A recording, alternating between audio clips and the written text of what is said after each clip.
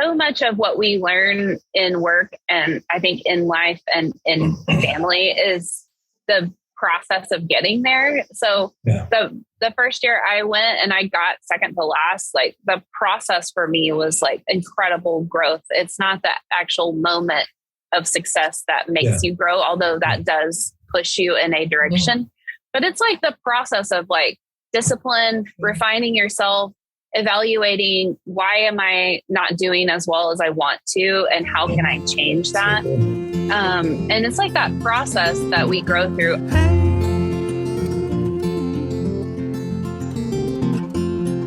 Today's guest is the co-owner of ONYX Coffee Lab. In 2022, she was the U.S. Barista Champion. Are you kidding me? And just this past year, she became second in the world at the World Barista Championship.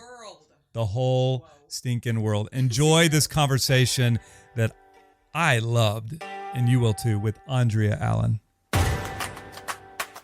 Hey friends, I'm Chris Bennett, and I'm here with my beautiful wife, Julie. Hey everyone. Together, we're going to explore the life-changing power of family. So pull up a chair, grab a cup of coffee, and join us on Finding Family. Family, all in this together.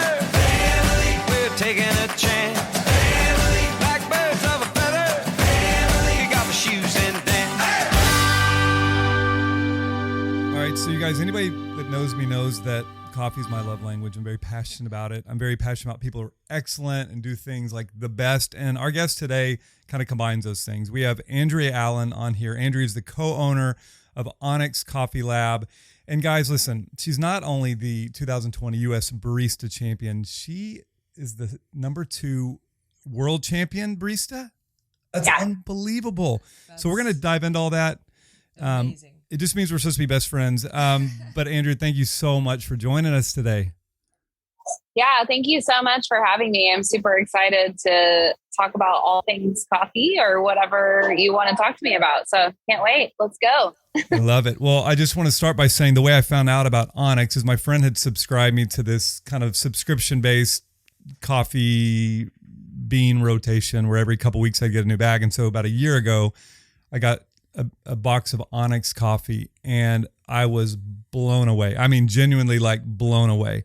And we live in Burbank and there's a little, pastry shop down in our downtown area that sells ONYX. Last week I found it. I'm like, oh my gosh, this is all meant to be. And so I reached out to you almost a year ago, just hearing a little bit of your story. So why don't you tell us a little bit about you? And then I'd love to hear kind of how this whole ONYX journey began. Yeah. And let me just say before you start, Chris is giddy. Like, it's kind of like a little weird. Like he's like, and I'm like, okay, it could be the coffee I had this morning. But yeah, he's just a little excited. I am. That's really sweet. I love it. Yeah. Well, I mean, a little bit about me. I'm Andrea. I'm one of the co-founders of ONYX. My husband, John, and I work together here at ONYX. We started it in 2012. I love coffee. Before we started recording, they were making jokes about how each one of them makes and approaches coffee. And something that not a ton of people know about me is that I'm a very pro enjoy coffee how you want to, which kind of sometimes flies in the face of folks that are trying to do it really well. But I feel like encountering coffee in any way is at least the start of a journey that you might have with coffee. So we have 2 daughters, ages 3 and 7. That is something we're super into, really passionate about. I love horses as well. So I try to spend a lot of time, which is actually not very much time, but try to ride as much as I can. And I'm just a super nerd about horses. I read about them all the time. And then I like just being outdoors and running and things like that. So yeah, I'm busy. I like busy. I like having a lot of stuff to do. So that's just a little bit about me. Love that. That's amazing. And, I kind of feel a little bit better about myself right now after you said that you're really into people encountering coffee anyway, that they want to enjoy that. So see, because Chris really needed to hear that. And it's Andrea. Is that right? Andrea? Yeah. Okay. Andrea. What's that? But because he really has a hard time when I add just a little bit of hot water to it or something, he's like, you understand what you're doing? And I'm like, listen, you made it too strong. This is how I like it. So see, Andrea gets me. Okay. And she's the best in the world. So Yeah. Just saying. Yeah, that's not helping I'm me. for both of you. I'm so for both of There you. we go. I feel That's that. I feel that. Yeah. So I I'm love it. curious, when was there a moment or, when you were like, coffee's my thing? Like, did you grow up drinking coffee? Was it something even when you were younger that you were into? Yeah. So I started drinking coffee with my dad when I was like 5. And because I wanted to be him, I still want to be him. But he drinks coffee every morning and I thought this is the thing to do. And so I just started drinking it. I would drink it black or with cream or whatever. And I did that for a long time and just I would drink it going to like church or to the bank or wherever there's like coffee, I would get it. I don't think I really liked it. I think there was like this thing that people would say, wow, you drink coffee, you're a kid. That's interesting. And so I did that all growing up. And then when I'm 16 and I got my driver's license, I started driving to coffee shops because I thought that was what was cool. And I liked the people hanging out at coffee shops. But in that period of my life, I actually wasn't drinking coffee. I was drinking hot chocolate, basically. And so I did that for a while. And then when I graduated from high school, I went to college in our hometown here. And I thought the natural progression is for me to get a job at a coffee shop. So I went to this shop basically every day for a long time and just was like, if you're ready to hire someone, you know where I am. This is my number. This is my information. And so I basically just wouldn't go away. And they finally gave me a job. So that's kind of how I got into working in coffee. It's amazing. I'm going to keep going on this. So I think about when I look on y'all's website, your stores are like gorgeous. I mean, the logo, the brand, and your actual stores, the environment you've created is excellent. How did you come up with your vision for what ONYX Coffee's become? And I would imagine it's evolved and it's grown and also I think when I think like premier coffee, a lot of people think New York or LA or these big cities, and you're in Arkansas. Is this true? Yeah. That's a great question. So, I mean, when we started ONYX, we were already running a couple of coffee shops. So the fast forward story is that shop that I hounded until they found me, they ended up selling 2 of their locations to me and John in 2009. So we were running those, managing those, working at those, but really not knowing much about coffee at all, just to be transparent about it. And so John was a musician, traveled all the time, and he quit doing that in 2010 and he was bored and he bought a coffee roaster and started roasting on the side. ONYX was still somewhere in the future. And so basically over time, we kind of started learning about coffee. And as we learned about coffee, we were like, oh, we're not even skimming the surface of what we could be doing. At the time, it was like a little bit more like financial driven in terms of just like, we weren't roasting for our own coffee shops. And John was like, hey, if we buy raw material and we make it ourselves, like we save money. But then we started really learning about all of the like flavor potential that different kinds of coffees can offer.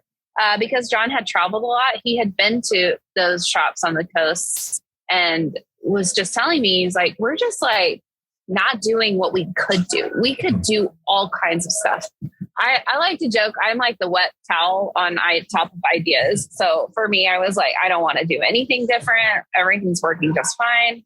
But really like over a couple of years span, it was like, hey, we could be doing not just like, this is fine, but we could start doing what's excellent and we could start serving the world's greatest coffee, which sounded like really absurd back then. And I started saying it when we launched ONYX, like we want to serve the world's greatest coffee. And I felt really, really dumb saying that because we're in Arkansas and we didn't really know what we were doing and we were just trying to figure it out. And I actually still kind of feel silly saying that because it sounds like such an absurd statement, but that's really like how ONYX was born. I was like, let's actually do something great, not just do something. And so like, really, I feel like everything that has come after that is really born out of that mentality of like, if we're going to do something, we want to do it really, really well. So all of our retail locations are, in my opinion, I can say this because I didn't design them, John designed them, but they're just like off the map in terms of like what they look like and what they feel like. And, John's just sort of like, if we're going to do anything, we're going to do it in an incredible way. And so that's kind of how that mentality was born. Come on. Kidding me? Okay. I know I'm going to keep going here. Keep going. So, I know he's still giddy over here. I was looking you just ask all the questions, babe. I think it's always fascinating when you talk to people who, I know you don't think you've arrived. You guys, I'm sure, have big vision to keep growing and keep getting better. But you guys have already done a lot, you personally and ONYX and what it's become. But most people don't understand the struggle to get there. And I'm sure how many times you guys tried and failed and like, what the heck are we doing, But I would love to know, because I know you became the U.S. Barista Champion 2020, which just sounds amazing. I want to be that. But how did you even get into that? Because there's running your own business, but then to become like the best barista, how did that happen? Yeah, it's a good question. So basically, right after we launched the brand ONYX, what we were trying to do at the time was grow our retail footprint here in Arkansas and then sell coffee to other coffee shops. So in just kind of like a business nuts and bolts way, having a roastery has like lots of potential in terms of overhead of expenses versus the ability to sell things. So we're already roasting for ourselves. If we roast a little bit more and sell them to other people, great. We can like help fund things we want to do. The problem is we're in Arkansas. So, I would call, John would call, cafes all over the country and be like, hey, we are this new coffee company. We are roasting the world's greatest coffee. We want you to try it. And people would be like, oh, that's cool. Interesting. Where are you located at? And I'm like, oh yeah, we're in Northwest Arkansas. And they're like, oh, really? Do they have coffee in Arkansas? They're like, yeah. And it's not just coffee. It's like, it's great coffee. And they would just be like, oh, that's okay. We're good. And I would say, but we're sending it to you for free and it's no pressure. Like, you don't even have to try it, but just like, maybe it's in your cafe. Maybe a barista makes pour over with it. They're like, no, we're good. Wow. So it was hard. And on the other side of this, we were trying to buy great coffees, but we couldn't even get importers and exporters to send us samples because we were so small volume and no one knew who we were. And we had to pay for green samples, which is like, now that we're on the other side of that, it's like no one pays for green samples, but because we were new, we didn't know any better. And so John saw a coffee competition, saw a live stream that was happening, and he showed it to me and he said, hey, you should check this out. You would be good at this. You should try it. And for me, I am kind of, I guess, prideful. We'll just say that. And I was like, that's silly. Why would I don't need to prove anything to anyone. Like, I know how to make drinks. I know I'm a good barista. Why would I need to go and show that? Like, I don't need to. And he was like, okay, well, you can just like get over yourself and just know that it's not about you. Like, we need to grow our business. And so this is like an industry thing. People watch it. People are interested in it. It helps sets trends. Yeah. It does all of these things. And so I was like, okay, yeah, sure. I'll go and try it. So I went to my first one in 2013. I drove from Arkansas to Minneapolis by myself because we couldn't leave the shops at that point. Like, we couldn't both be gone at the same time. So I drove up there and had made a little presentation and did it. I also was 10 weeks pregnant with our first daughter, and I hadn't told anyone yet except John, of course, because I was freaked out. I didn't know what babies were about. And my food aversion was coffee. So that was cute. I signed up for the competition before I knew I was pregnant. And so I couldn't even taste my coffee. I mean, it was just like the smell of it, like, made me feel sick. I was like throwing up in the bathroom before I went on. Amazing. I love this story, but I took my grandmother's china as my servingware because in the South, that's how you make a good impression. And so, but I only took 4 of each set of cups because there's 4 judges, and I'm also superstitious. So I was like, why would I plan to make a mistake and take extra things? I mean, I actually made that decision when I was packing. And so the first thing I did when I got there was drop one of the cups I had, and it split in half. No. Luckily. And so people at the competition were offering me other glassware because they saw I had broken my stuff. And I was like, no, I'm going to super glue it back together. Yeah. So I super glued it back together and then served a drink in it, and it was fine. But the result of that is I got next to last because I had no idea what I was doing. And I just remember driving out of Minneapolis, just feeling like ashamed and embarrassed. And I was like, I'm never doing that again. It's just, I'm never subjecting myself to that again. We all know what happened next, which is that I got pissed. And 2 weeks later, I was like, I'm going to go back and win because I'm better than that. And I just need to learn how to do it. And so I am a naturally competitive person. And so that really just like, yeah. Except I add water to my coffee. So yeah, that's okay. Yeah. Hey, you do you. I'm into it. So you go back. Yeah, that just opened the door for me to really then try to prove what I could do and what our coffees were like. And I am so glad that I went that first time because the successes that we've had in competition have shown folks all over the place that we are doing something special, that we do know what we're doing. And it's incredible because that competition is watched by the U.S. competition is like the preeminent one in the world. So it's watched by baristas everywhere, and it does set trends, and like that visibility that it has given to us over the years has been incredible and is like something that I personally cherish and love all of my time that I've spent in that world. And it's been amazing. And you got really close a few times, right? Because you got like second place a couple times. Is that right? Yeah. So I got second 3 times. I got 5th one year. I was 8 months pregnant with our second baby, and I decided to do it again. Doesn't sound crazy, but yeah. So I kept getting second forever, and it was kind of interesting because the first year I got second, I felt really like I'm not supposed to be here. I can't believe I got second. This is incredible. And then as I kept getting second, my feelings kept changing about it because one year I was so close, and we figured out that the score that separated me from first, it was that I had dropped 1 drop of milk on my station and didn't see it and didn't wipe it up. And if I had wiped it up, I would have won. Like just things like that kept happening. And I was like, am I supposed to keep doing this? And then when I was able to finally win in 2020, it was literally like 2 weeks before the world shut down. And the momentum from that win of like interview opportunities, sponsorship and partnership opportunities that came out of that really like bolstered us through the pandemic. I mean, so just looking back, I'm like, wow, I'm so glad that I like kept not winning because it really like refined my processes as a competitor. It allowed me to like share all kinds of stories and messages and experiences with people that I would not ever have experienced had I won earlier. And so, yeah, it's just a special thing for me.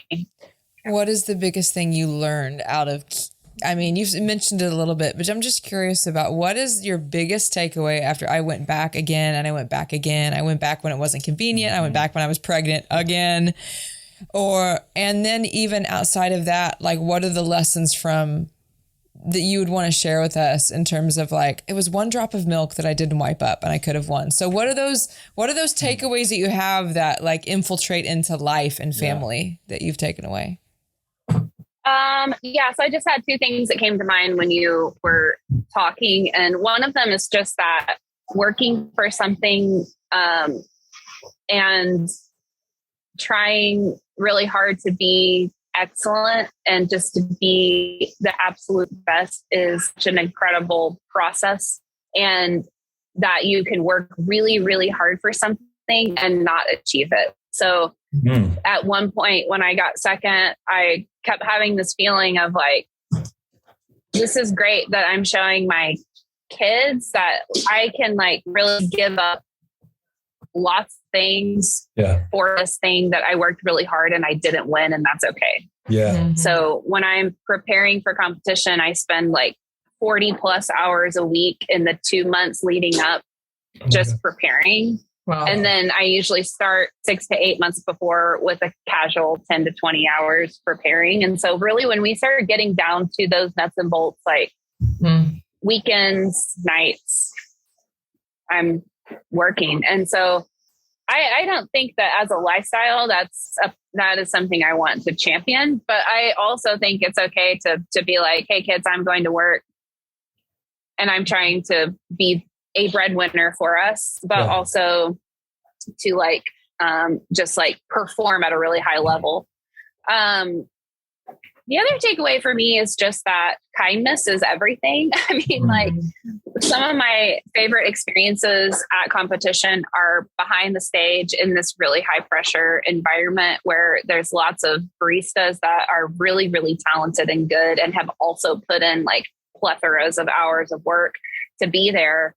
And that the way you behave in those situations is almost more important than the presentation that you're giving on the stage. And so I've had lots of incredible experiences back in that area. I've made lifelong friends through that. And for me, when I go to one of these things, I have two goals. And one is like to do my absolute best and win. And the other one is to like be nice to someone that needs it, and to support people. And so like having those focuses for me is awesome because the be excellent and win like is kind of a toss of a coin, but the be nice and help someone is like completely in my control and is executable in every way. So that's those are like I guess my takeaways from my. Good. That's good. And I just one more thing on just everything that you've shared. I'm thinking about. We know the right things, like it's good not to quit. It's good to not to give up. There's probably something great on the other side of it. But is there one thing you would say to someone that's right now in the middle of, I've tried so many times, maybe like you, and maybe they were getting last place every time in life, right? You insert the scenario and I am so discouraged. Tell me why it's worth it to try again. What would you say? I think the first thing I would say is kind of like evaluate why you're doing it and make sure it is something you should continue to pursue is kind of a thought. But I mean, the other part of it is just that like so much of what we learn in work and I think in life and in family is the process of getting there. So the first year I went and I got second to last, like the process for me was like incredible growth. It's not the actual moment of success that makes you grow, although that does push you in a direction. But it's like the process of like discipline, refining yourself, evaluating why am I not doing as well as I want to, and how can I change that? And it's like that process that we grow through. I also think that it is the hard times that really produce growth. Anyone I talk to and I ask, just like, tell me about a time that you grew in whatever. I mean, it's always like somebody is up against the wall and then has to work hard to come out of that or to progress and succeed. I rarely hear people talk about like sitting on the beach, drinking a pina colada and how transformative that was. Like, I mean, although like summer dreams coming up, maybe. There we go. Yeah. Pina colada on the beach. Yeah. But I think it's like that, growth process and that refinement that really shapes us. And so to encourage people to focus on that part of it, and not be discouraged by the end result. That's so good. So maybe a couple more things before we land this, and I could go for hours, but I know you have a business to run. Something I saw on your website, I've never been into one of your cafes, although that needs to happen. But your goal for your cafes is for people to feel welcomed, seen, and heard. And I feel like coffee has this unique ability, more than anything I know, to bring people together. How have you guys seen coffee and through your cafes to create that environment for people to feel welcome, seen, and heard? Yeah, so we do it in a couple of ways. I mean, I feel like I heard this quote the other day that was like, every great conversation happens over a beverage. And so we're kind of just setting the table for that to happen here. People come here and having all kinds of experiences in their lives and wanting or needing something from us that varies across the map. And so I think for us, we just want to create an environment that feels really good. And that's from the music that's playing to the chair they're sitting in to the way the place looks, and just like kind of creating an environment that people want to be in. But really, it's our staff that is the team that executes that and makes things feel great. I mean, people don't come here because like we have a nice chair. People come here because they like interacting with the baristas, because our baristas are kind and they are working to meet people where they are in coffee or in their life. And then they're like executing a really high level of skill with drink making. And so then people enjoy the final product. But so much of our experiences that we have are built by what we see, hear, smell, and taste. Mm-hmm. And so coffee quality or, great coffee is just one of those elements. Mm-hmm. I always say you could have like the world's greatest coffee and you serve it in a paper cup without a smile and someone walks out and they're like, that's okay. Yeah. The place is okay.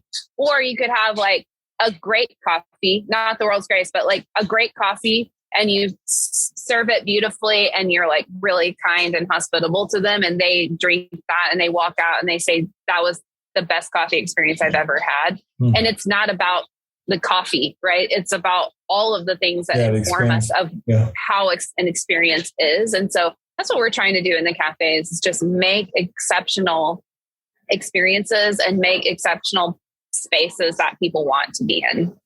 So wow. Good. Well, for people that are passionate about family and what the diversity of how that looks like in the world, this is really inspiring. Our conversation's inspiring. And we all know that like mission statements for businesses and things we're doing are important, but to see and hear about a vision and a mission actually walked out and then continuing to grow is just, it's inspiring. It's inspiring. We have 4 kiddos and I just think that I have so many takeaways, even what it looks like in our own family when it's excellent and when things are hard and what to do. So thank you for all you've shared. So Andrea, last question. This is a very selfish question, but if we came into your cafe today and we sat down, we said, make me your signature drink, what would you make me? I would make you 2 things. So the first thing would just be our Southern Weather coffee on batch brew. I am like a hardcore, like coffee maker, standard coffee drinker. And Southern Weather is like not just standard coffee. It's like our house blend, but it's just like this incredible coffee that I love interacting with. So I would give you that because I'm like, that's a staple here. But then I would also probably make you a drink that we call the FOMO. And for those of you that aren't familiar, it's the fear of missing out is the acronym there. But the drink is basically like a hot sweetened coffee on the bottom and then sweetened shaken cream on the top. And it's served in an old fashioned glass and it's like half dusted with cocoa powder on the top. So it's like coffee forward. It's like a little bit sweet. The cream on the top is cold. The coffee on the bottom is warm. It's like a textural experience. We usually put a little like rose on the top of it too. And so it's like, it's got color, texture, all of the things. It's a really great drink. Chris, I'm trying to think if I can get a flight from Burbank. This is really where do I fly into? Like, can I get?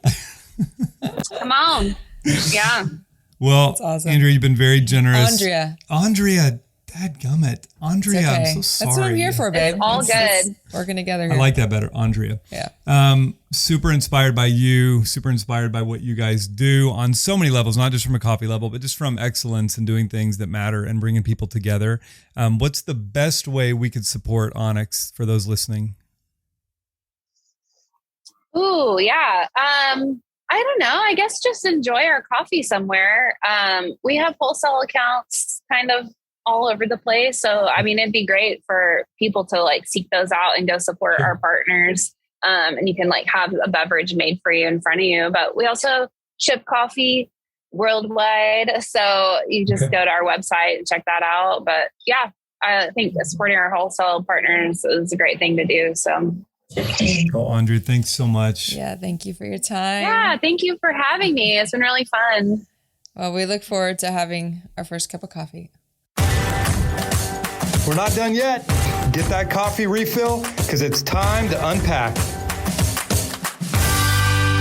Hey guys, okay, that was fun. I'm still jittery. I feel like Chris I just had coffee. Is actually that drink. He has FOMO so bad right kidding now. me?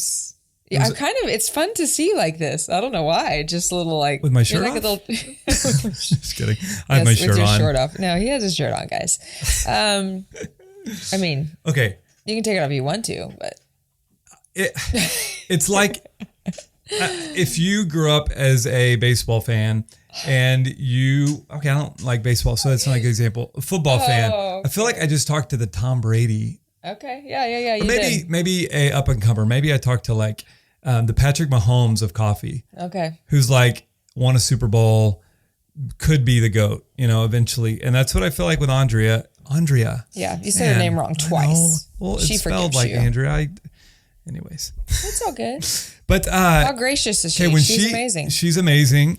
I love the whole thing of excellence. And she kept saying, we want to make the world's best coffee. I kept thinking of Elf. I did. I almost made the joke and I was like, The world's best cup of coffee. Is that what you're thinking? I was. And had this really funny joke in my head, but she was right in the middle of a I know, serious story. I And I was said it like, too. I don't do that. Break her flow. Because honestly, it is the world's best cup of coffee that I've Maybe had. if there's an Elf too, she should She's be too in good. it. They're too good for Anyway, Elf. so yeah. Okay, here's the thing. Okay. I love hearing stories of people that have worked really, really hard, gotten really, really close, and have honed their craft and have like gotten to a place of excellence and still aren't satisfied. Because that's what I hear with her. Like, she's the second best barista in the frickin' world. But yeah, she is satisfied. See how it's like a two-sided coin there. Please say it. Just saying. No, that's what makes her so amazing is that she's not satisfied, but she's settled. Okay, Maybe that's what I a good way mean. to say it. Right? Like she doesn't have anything to prove, but she values excellence at such a high level that she's like, I'm not satisfied and we can always keep growing. Right? That's life lesson. We can keep growing. That's we it. keep getting better. We don't stay the same. Yeah. And like, And hang on, one more thought here.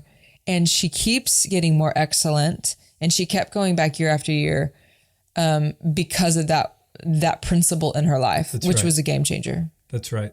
No, I love that. The fact that she took her grandmother's like china and then it broke And she hot glued it. and she hot glued it. And I kept thinking, I wonder if she got second last place because they could kind of taste the like hot glue Or, it probably melted the glue. toxics. You guarantee it melted Toxics? the- That made no sense. Toxins? Toxins.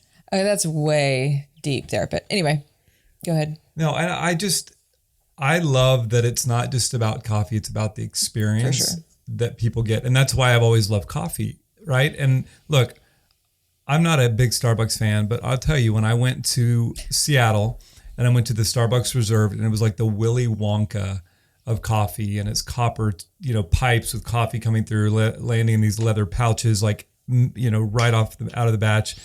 Just there was something about the experience. And that's what I think I love about coffee.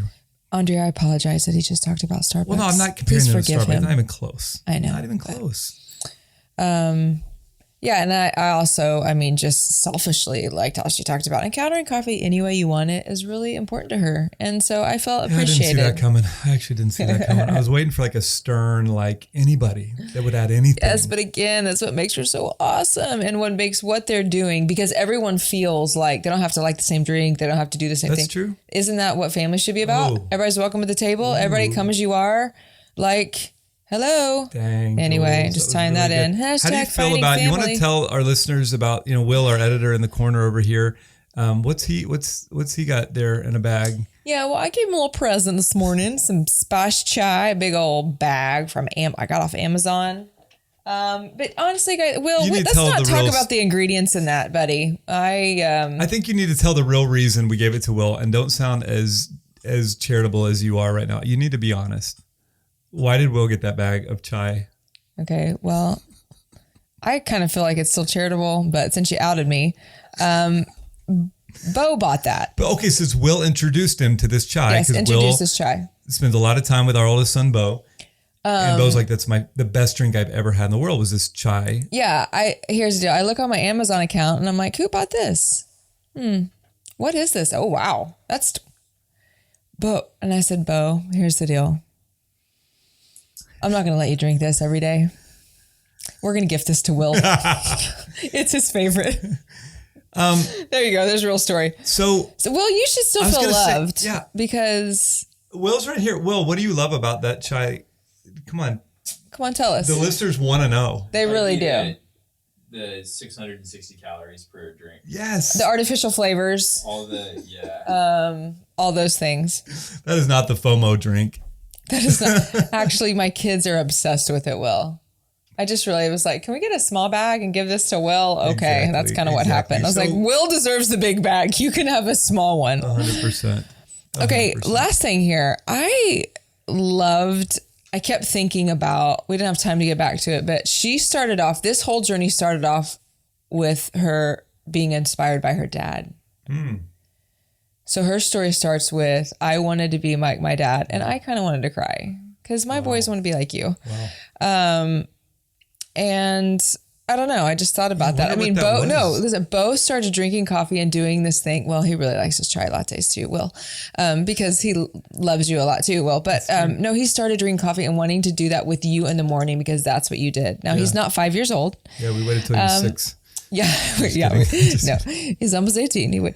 But I just think that was so amazing. Yeah. So there was something grounding for her. It came out of a love for her family that birthed this whole thing. So good. You said grounding. I get it. Play on words. Grounds. Ooh, didn't think that. Okay. But I'm not as witty as you, Chris. We could go on and on and on. But here's what I would say. One, go follow ONYX Coffee and go buy it. Go buy a bag of their coffee and try it out. I think you're gonna love it. Even if you're not you don't think you're a coffee connoisseur, I think you'll be able to tell the difference. I think it's good. Don't like I had another comment. Latte, that's all. Go buy ONYX. There you go. All right. All right. Well, hope you guys enjoyed this as much as I did. I had fun. I got a lot more questions. We need to go visit. All right. That was fun. Love you guys. Love you, Will. Love you, Will. You too, Dave. Oh, thanks. All right. Thank you for joining us on this episode of Finding Family Podcast. Thank you so much for listening today. The best way you can help us get this message of family out to the world is by taking a minute to subscribe, leave a rating and review, and please share. You can also visit our site, findingfamilypodcast.com, and follow us on Instagram to stay connected. And one more thing. Have you ever listened to an episode and found yourself wanting to hear more from our guests or thought, man, I'd sure love to get more connected with Chris and Julie? I know you have. If so, you can become a member of our Finding Family Patreon and receive exclusive content and ways to interact with us and our community. Just go to findingfamilypodcast.com and subscribe. Thanks again to our sponsors at Loam. You can learn more by going to withloam.com/findingfamily. This episode was produced by Dave Hanso and edited by Will Cotterall and is a production of Welcome Home Entertainment. Original music written and performed by Drew Holcomb.